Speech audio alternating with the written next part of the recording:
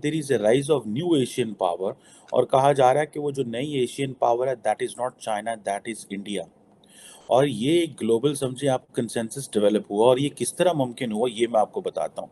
साथ ही मैं आपको ये भी बता दूं कि जो इंडिया है उसने वो एक अपना पहला प्राइवेटली मेड जो रॉकेट है वो भी जिसे आप कह लें कि विक्रांत के नाम से, विक्रांत एस के नाम से, उसको भी लॉन्च किया है। और अगर आप ये देखें कि इस वक्त इंडिया की जो पोजीशन इमर्ज कर रही है कि एक तरफ तो ये सारा कुछ हुआ, साथ ही जब ऋषि सोनक से वहाँ पे मुलाकात हुई तो पता चला कि 3000 डिग्री के जो एजुकेटेड इंडियन नेशनल्स हैं बिटवीन एज 18 एंड 30, उनको भी यूके के अंदर लेके जाया जा रहा है। इस सारे के ऊपर बात करने के लिए मैं थोड़ा सा पढ़ रहा था और देख रहा था कि ये एक्चुअली ये जो ग्लोबल शिफ्ट है पावर पॉलिटिक्स में वो किस तरह की ग्लोबल शिफ्ट आ रही है।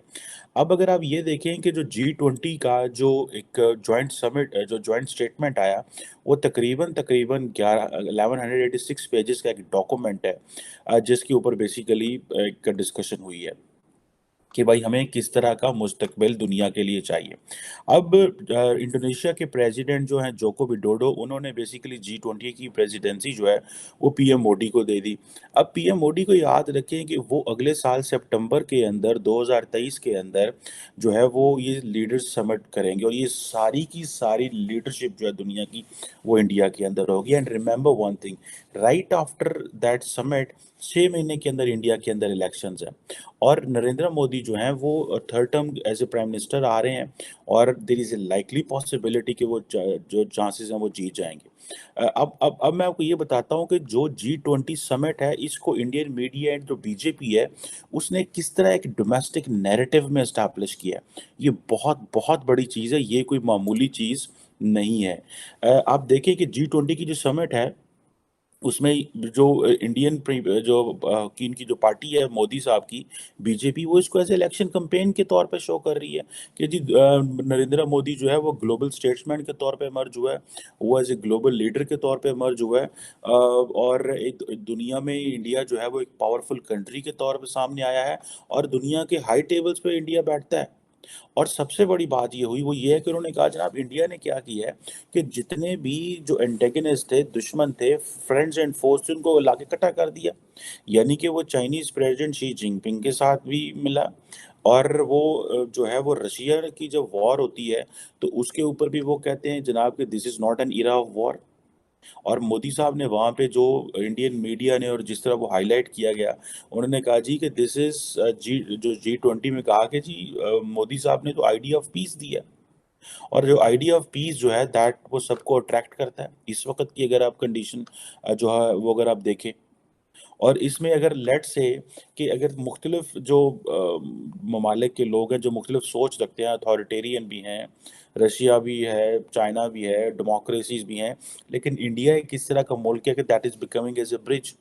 और आप देखें कि शी जिनपिंग और जो बाइडेन की जो मुलाकात थी, खैर उसने तो हर चीज़ को अपने वो शहर में ले लिया, सबसे बड़ी मुलाकात यही समझी जा रही थी। लेकिन वहाँ पे ज़ाहिर बात है इसी कॉन्फ्रेंस के दौरान एक कहा जा रहा है कि एक रशियन मेड जो मिसाइल था उसने एक नेटो मेंबर पोलैंड के जो टेरिटरी पे आके गिरा, और फिर वहाँ पे एक नई बहुत सारी चीज़ें जो है वो मर्ज होना शुरू हो गई।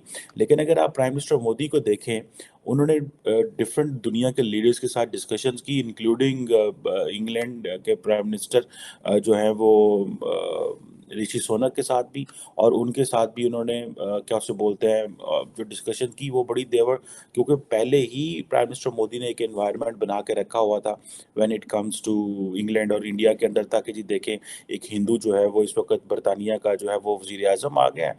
तो अब ये समझे इन चीज़ों के ऊपर अब देखें ये भी मोदी साहब की जीत है।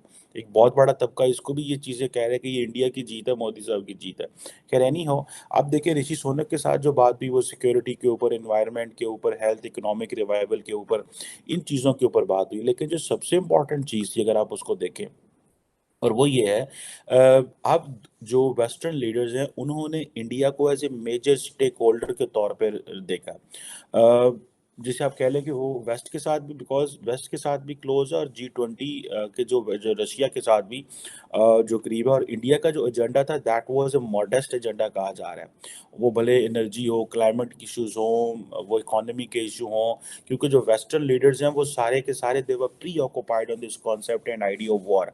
लेकिन इंडिया जो था that was basically particularly looking कि हमें जो एनर्जी, क्लाइमेट और इन चीज़ों के ऊपर जो है वो ध्यान देना है। लेकिन India was acceptable to Russia, India was acceptable to everyone else. Maybe obviously China को वो ज़्यादा एक्सेप्टेबल नहीं होगा, लेकिन ये है कि इंडिया जो है वो, और क्योंकि and the world doesn't consider China as a जिसे आप कह लें कि फो, और एज ए कोई उस तरह दुश्मन नहीं समझती जिस तरह वो रशिया को समझते हैं। एंड इंडिया को जो एडवांटेज है कि जो हिस्टोरिकली इंडिया ने 60 65 70 साल 75 साल से जो रशिया के करीब रहा है, उसका इंडिया आज जो है वो एडवांटेज ले रहा है, और इंडिया को एक उसकी एक लंबा एडवांटेज मिल रहा है। अब देखें, और दूसरी बात यह है कि इंडिया जो है that is emerging as a voice from the developing world. ये भी एक जो साउथ साउथ कोऑपरेशन के हवाले से मैं एक आर्टिकल भी लिख रहा हूँ, and I will share with you soon, कि बेसिकली ये किस तरह जो इंडिया है वो अपनी जो साउथ साउथ कोऑपरेशन है उसको किस तरह एज ए डिप्लोमेटिक टूल के तौर पे इस्तेमाल कर रहा है, to enhance and increase its political position, and to give a message to the world that India should be recognised जो है वो एज ए स्ट्रॉन्ग प्लेयर। अब जो अगर आप देखें कि जो दुनिया की जो नज़रें थी वो प्राइम मिनिस्टर मोदी पे थी, और वो इसकी वजह ये है कि इंडिया के अंदर जो 80% जो आबादी है देखें वो हिंदू है। गवर्नमेंट जो है वो उसमें नॉर्मली उन मोदी साहब के ऊपर ये इम्प्रेशन, और पूरी दुनिया में यही है कि उन्होंने फ्री स्पीच को जो है वो कंट्रोल किया हुआ है, डिस्क्रिमिनेटरी पॉलिसीज़ हैं जब when it comes to the minority group. लेकिन वो बार बार जो इंडिया की जो लार्जेस्ट पॉपुलेशन है, Hindu population, that population is supporting prime minister Modi. और ये भी बातें हो रही हैं कि जनाब उन्होंने इंडिया को पोलराइज कर दिया, लेकिन वो जो एक बड़ा सेक्शन ऑफ द सोसाइटी है, if democracy is a benchmark to measure the popularity and to bring people into the power, then democracy is basically serving in India the way. For instance in Pakistan अगर इस्लाम है और मज़हब ही benchmark है, तो जाहिर बात है सारे जो पाकिस्तानी लीडर हैं वो इस्लाम के नाम पे ही आ रहे हैं। सो इंडिया के अंदर ये चीज़ें भी जो हैं वो चल रही हैं। दोस्तों कैसे हो आप सब। स्वागत है आपका इंडिया वेब न्यूज में। दोस्तों अंतरिक्ष में आज भारत ने नए युग की शुरुआत कर दी है। भारतीय अंतरिक्ष अनुसंधान संगठन इसरो देश का पहला प्राइवेट रॉकेट विक्रम एस को लॉन्च कर दिया है। विक्रम एस की लॉन्चिंग आज यानी शुक्रवार को श्री हरिकोटा में स्थित सतीश धवन अंतरिक्ष केंद्र से हुई। इस मिशन को प्रारंभ नाम दिया गया। ये देश की स्पेस इंडस्ट्री में प्राइवेट सेक्टर की एंट्री को नई ऊंचाइयां देगा। रॉकेट का नाम विक्रम एस भारत के महान वैज्ञानिक और इसरो के संस्थापक डॉक्टर विक्रम साराभाई के नाम पर रखा गया। भारतीय राष्ट्रीय प्राधिकरण केंद्र के अध्यक्ष पवन गोयनका ने कहा कि यह भारत में निजी क्षेत्र के लिए बड़ी छलांग है। उन्होंने स्काई रूट को रॉकेट के प्रक्षेपण के लिए अधिकृत की जाने वाली पहली भारतीय कंपनी बनाने पर बधाई दी है। केंद्रीय कार्मिक राज्य मंत्री जितेंद्र सिंह ने कहा कि भारत इसरो के दिशा निर्देशों के तहत श्री हरिकोटा से स्काई रूट एयर स्पेस के विकसित पहले निजी रॉकेट का प्रक्षेपण करके इतिहास रचने का काम कर रहा है।